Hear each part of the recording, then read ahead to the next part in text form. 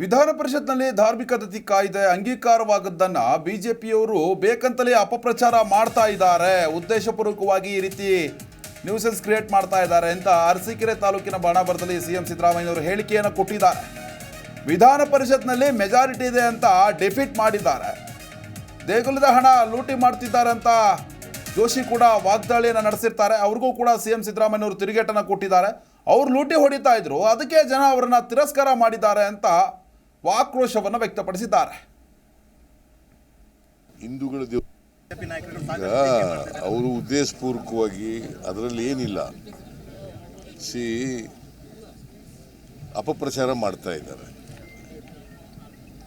ಹಿಂದೂಗಳ ದೇವಸ್ಥಾನದಲ್ಲಿ ಯಾವ ದೇವಸ್ಥಾನಗಳಲ್ಲಿ ಜಾಸ್ತಿ ಹಣ ಇದೆ, ಯಾವ ದೇವಸ್ಥಾನಗಳಲ್ಲಿ ಕಡಿಮೆ ಇದೆ.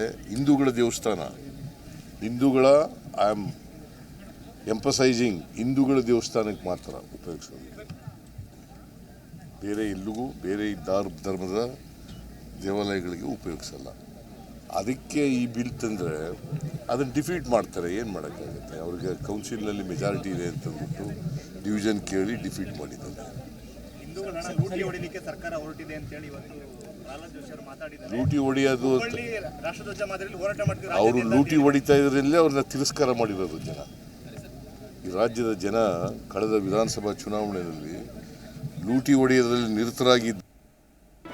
ಜಿ ಕನ್ನಡ ನ್ಯೂಸ್ ಈಗ ನಿಮ್ಮ ಮನೆಯಲ್ಲೇ ನೋಡಿ. ಎಲ್ಲ ಕೇಬಲ್ಗಳಲ್ಲಿ ಈಗ ಲಭ್ಯ.